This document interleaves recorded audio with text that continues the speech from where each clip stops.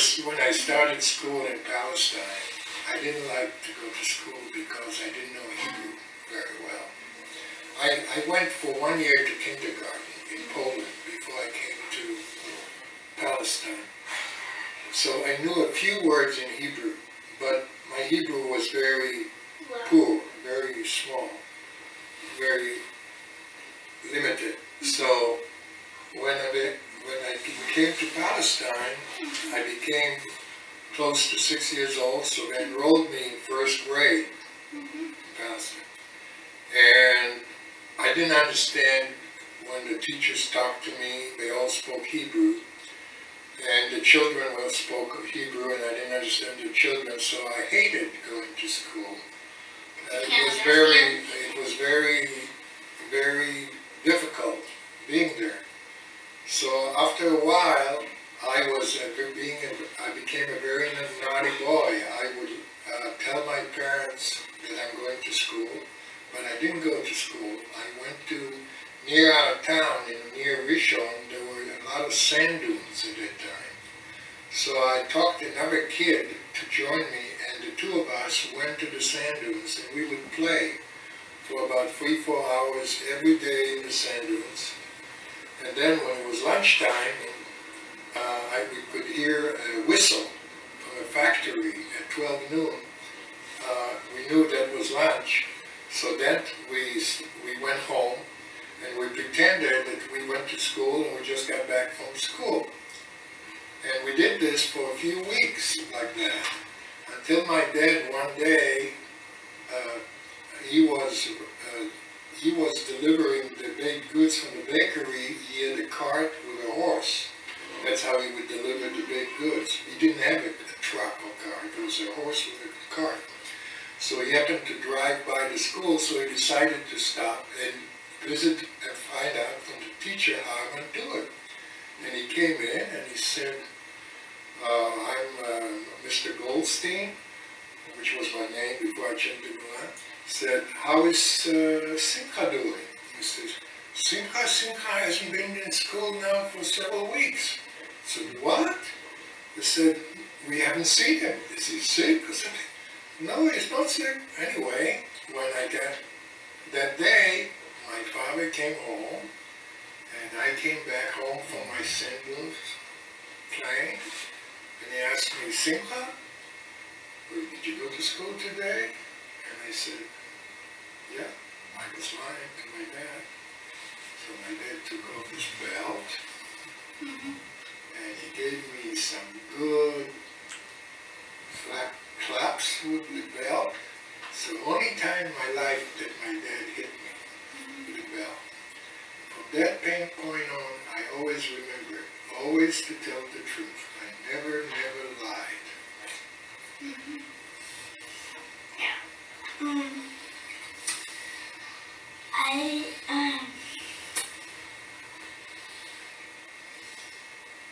Okay.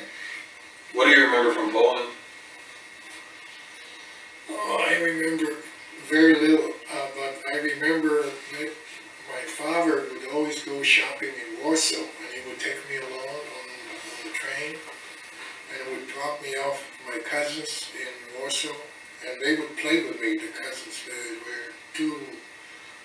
They had two daughters, Halinka and Irka, and they were about, Halinka was I think about 5, 6, 7 years old.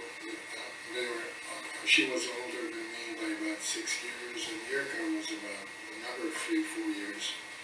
Anyway, they were very, very good to me and played with me and took me to the park. I always had a good time visiting Warsaw, and my dad took me to visit with him.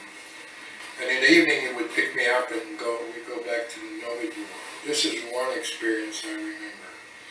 Also, my dad would take me on he had a bicycle, and he would he had one of those baskets, and I would sit in the basket, and he would take me for rides into the forest and the suburbs.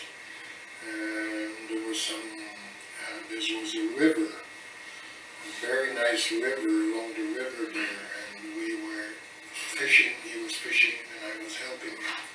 sitting there with him, and he was fishing. I remember those times when I was still in Poland.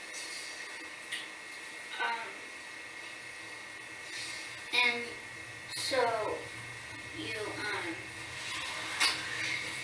I remember a little bit of school, kindergarten, very little. I remember some children, I remember. when you went back to Poland, did you like see anyone that you knew before? Oh no, when I went back to Poland in when was it? 1993. 1993, when you were born. That's right. In fact, at that time, you know what happened in Poland during the war. And when I was in Poland, there were about, 3-4 million Jews living in Poland.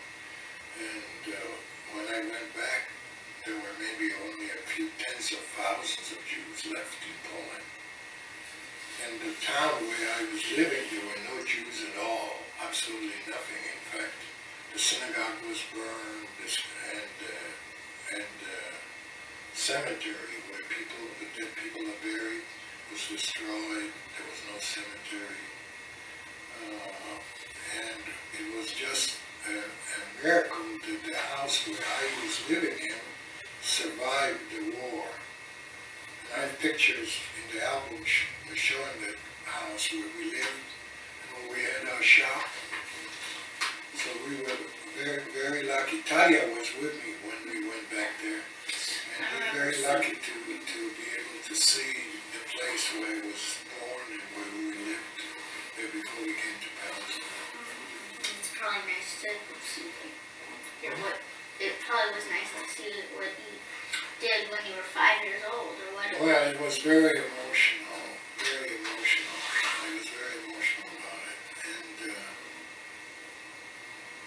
but there was really nothing there. There was no Jewish life anymore left in Poland. I had one more question about why couldn't you stay in Palestine to study what you studied, the refrigeration, what you came to the United States to study? Well, the reason for that is I went to a technical high school. And in Palestine at the time, they had a system where you had to matriculate in order to be admitted to a higher institution. Mm-hmm. Meaning graduate? You had to go to study certain subjects. Okay. Everything was, and I was more interested in becoming essentially a craftsperson. So I studied to become maskirut, which means operating lathes and milling machines and things like that. And it was only a 3-year school. And so that did not qualify me to go to the Technion. And so I could not continue beyond Max 5, which was the school I went to. And that was the only school I could go, a higher institution where they taught engineering. And it was just lucky, as I told you, that I met this guy, and he told me to put the idea in my head that I could go overseas and study. And that really opened the thing up. But I didn't even think about it. I didn't even consider that possibility. So how did you end up in California? Well, because he went to Berkeley. Oh, yeah. He graduated from Berkeley in 43, something like that, 42, 43. And he told me about Berkeley, and he told me that he would help me write a letter to the school and see if they would accept me. And that's what we did, and we translated my records into English, notarized it, sent it, and I don't know, 5-6 weeks later I got an answer, they accepted me. And what was it like when you first came to California? Where were you in Berkeley, or did you live somewhere else? I went to Berkeley. I arrived in Berkeley. I came always to San Francisco, and then I took there was a trolley going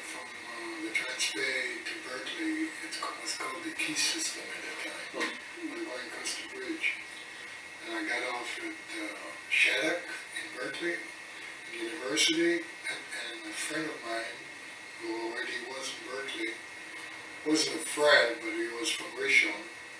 I found out that he studies at Berkeley, and I called him before I left to San Francisco. He waited for me and he took me to his place, put me up, and he showed me, took me to the registrar the next day, and I registered, and then I looked for a place to stay, and then looked for a job to find how I can support myself. Where did you live? In Berkeley. Yeah. The first time when I first arrived, Either one. well, I don't even remember the name of the street anymore, but it was very close to the campus, and not far, only 2 blocks from the campus. This person that I knew from Israel, who studied there also, I was renting a room, and he put me up in his room for a few days until I got my own place. How did you end up in San Mateo from Berkeley? Well, after I registered, and they told me that tuition was $180 a semester, at that time it was a lot of money, particularly for me, where I only came, my whole resources added up to about $120 I had on me, that's all. So I didn't know what to do, and so there was a woman there at the registrar office who said, have you heard of San Mateo Junior College? And I said, no, what is a junior college? So she explained to me that there's a school that you can study, and there's no tuition, not far from here across the bay, and if you study well, after a few semesters, you can transfer back to Berkeley. So that sounded good to me, and I quickly got on a bus, and I came to San Mateo, the ground bus, and when I got to San Mateo, it was already late in the afternoon, and we only had one building. The campus was on Baldwin, where now is a medical building, which was destroyed. And that was the only building, and I went in there, and it was just an hour before closing time, and there was an elderly woman there, and she met me, and I told her my story, and she was very, very nice, and she said, yeah, we'd love to have you, and she took my name and information, and she said, you don't have to stay here, you can go back to Berkeley, we will write to you to this address, and when you get the papers, after we review your records and all that, you can get in touch with me, so she gave me a phone number and all that. So she immediately got on the bus, the ground bus, and I went back to Berkeley. And a week later, I got a letter that they admitted me, accepted me, and so I packed up my little suitcase and I came to San Mateo. And I studied in the junior college, the College of San Mateo here, for one semester. And then I went to Israel, when the state of Israel was established. And then the second time I came back to San Mateo, I went 2 more semesters. So altogether I went to San Mateo for 3 semesters. And then I transferred, I was a junior at that time, and they accepted me to College of Engineering in Berkeley, and I continued